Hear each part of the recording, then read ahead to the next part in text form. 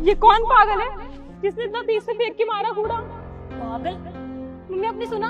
इस भिखारन ने मुझे पागल बोला। ये तो मैं बताती हूँ। अबे ओ भिखारन, तेरी हिम्मत कैसी है मुझे पागल बोलने की? हाँ, एक थप्पड़ लगाऊंगी कान के नीचे, अक्ल आ जाएगी तुझे, समझी? What is this behavior? Are you blind? You can't see I'm sleeping here? तुमने कूड़ा फेंक के क्यों मारा मेरे ऊपर? तो मेरी मर्जी, मैं जहाँ मर्जी कूड़ा फेंकूं। और एक बात बता, ये कोई सोने की जगह है? तू सो रही थी आराम से यहाँ पे? देखिए, मैं जहाँ मर्जी सोऊं, उससे आपको क्या? और वैसे भी ये कूड़ा फेंकने की जगह नहीं है, ये पब्लिक प्लेस है। यहाँ पे आप कूड़ा नहीं फेंक सकते हो, समझे आप?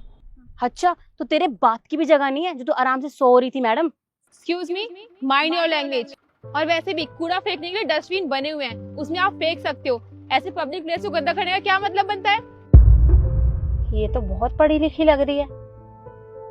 अच्छा, तो अब तू भिखारन मुझे ज्ञान देगी? मैं बताती हूँ तुझे। शिखा,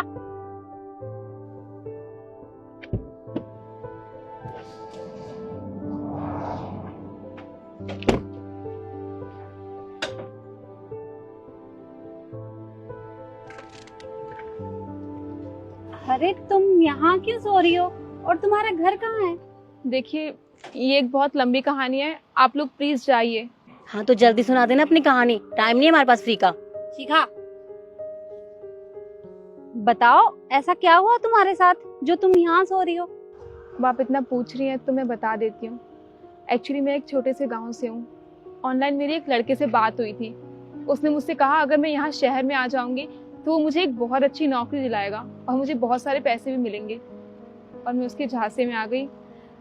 मैं रातों रात अपना घर छोड़ के, अपने माँ बाप को छोड़ के यहाँ पे आ गई।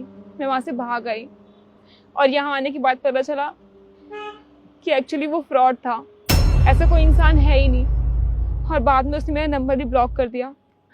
मेरे साथ बहुत बड़ा फ्रॉड हो गया और मैं अपने गांव से भाग के आई थी, इसलिए मैं वापस जा भी नहीं सकती थी, वरना लोग तरह तरह की बातें बनाते और मेरे माँ बाप वो तो शर्म के मारे कहीं डूब मरते। बस इसलिए तब से मैं यहीं पे रहती हूँ। मैंने नौकरी ढूंढने की भी बहुत कोशिश की पर किसी ने मुझे नौकरी ही नहीं दी। तब से मैं यही झुग्गियों में रहती हूँ, इन्हीं के साथ। जो छोटा मोटा काम ये मुझे बताते हैं मैं कर देती हूँ और ऐसे ही मेरा गुजारा चल रहा है। मुझे तुम बहुत पढ़ी लिखी लग रही हो। कितना पढ़ी हो तुम?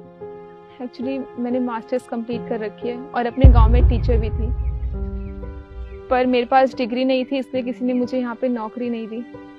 अगर मैं तुम्हें कुछ काम दूं तो क्या तुम करोगी? बट मैम, मैं अब कैसे काम कर सकती हूँ? इतना टाइम हो गया मुझे काम किए, पता नहीं मुझसे होगा कि नहीं। देखो, इंसान से गलतियां हो जाती हैं। एक मिनट रुको बेटा, मेरा कार्ड देना। आपका कार्ड? हाँ।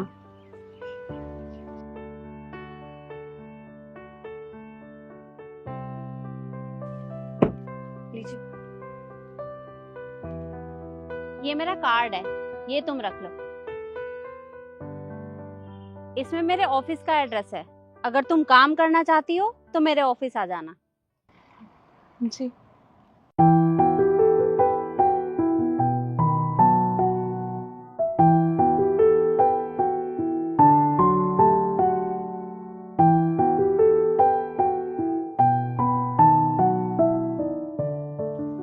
अब लड़की कहाँ जा रही है?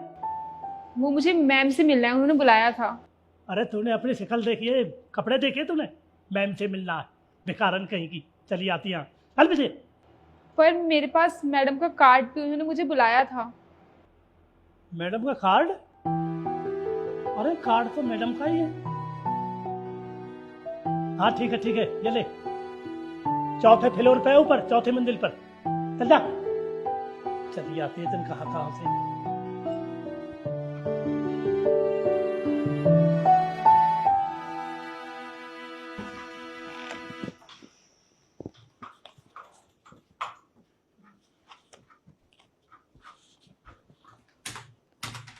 एक्सक्यूज मी सर, वो मुझे मैडम से मिलना था।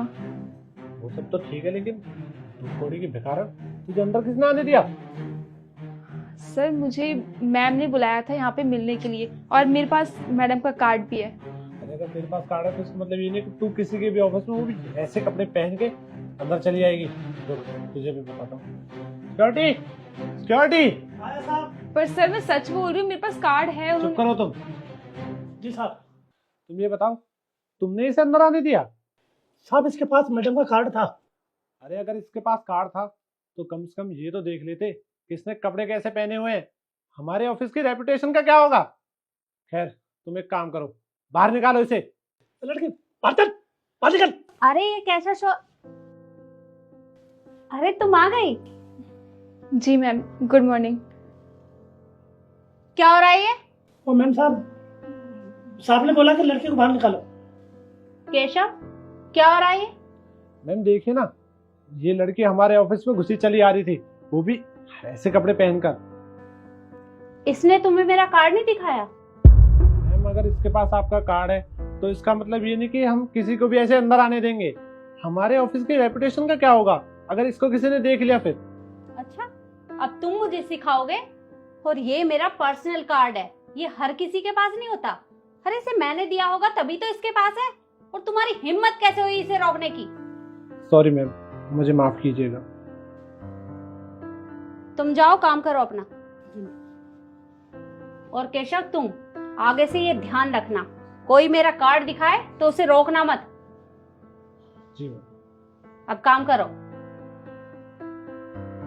तुम मेरे साथ आओ।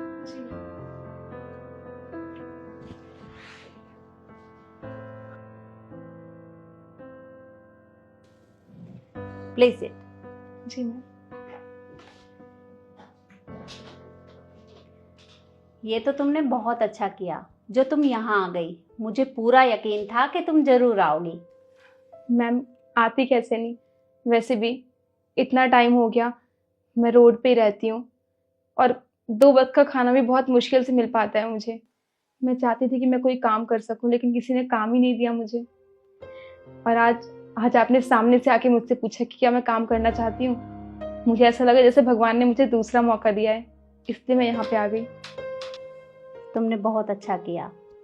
देखो, मैंने तुम्हें दूसरा मौका इसलिए दिया है ताकि तुम अपने जीवन में कुछ बदलाव ला सको, अपने हालात सुधार सको। और इंसान से गलतियां तो हो जाती हैं, पर इसका मतलब ये नहीं कि वो हार मान ले। और मैं सिर्फ तुमसे इतना कहूँगी कि जिन माँ बाप ने पाल पोस कर तुम्हें इतना बड़ा किया, तुमने किसी और की बातों में आके उन्हें ही छोड़ दिया। देखो बेटा, हो सके तो उनसे माफ़ी ज़रूर मांगना। वो तुम्हारे माँ बाप हैं, तुम्हें माफ़ ज़रूर करेंगे। और हाँ, कल से ऑफिस आ जाना। जी मैम, आप बिल्कुल ठीक कह रहे हैं। आपका ये एहसान मैं ज़िंदगी भर नहीं भूलूंगी। और हाँ, आज आपने मुझे एक नई सीख दे दी कि बच्चा चाहे कितना भी बुरा हो, पर माँ बाप वो हमेशा अच्छा सोचते हैं। और आज आपने मुझे एक नई ज़िंदगी दी है, उसके लिए थैंक यू सो मच। हाँ बेटा, 1 मिनट रुको। ये कुछ पैसे हैं, ये तुम रख लो। अपने लिए अच्छे से कपड़े ले लेना। और हाँ, रहने खाने की चिंता मत करना, उसका इंतजाम मैं करवा दूंगी। जी ma'am, thank you so much. Welcome.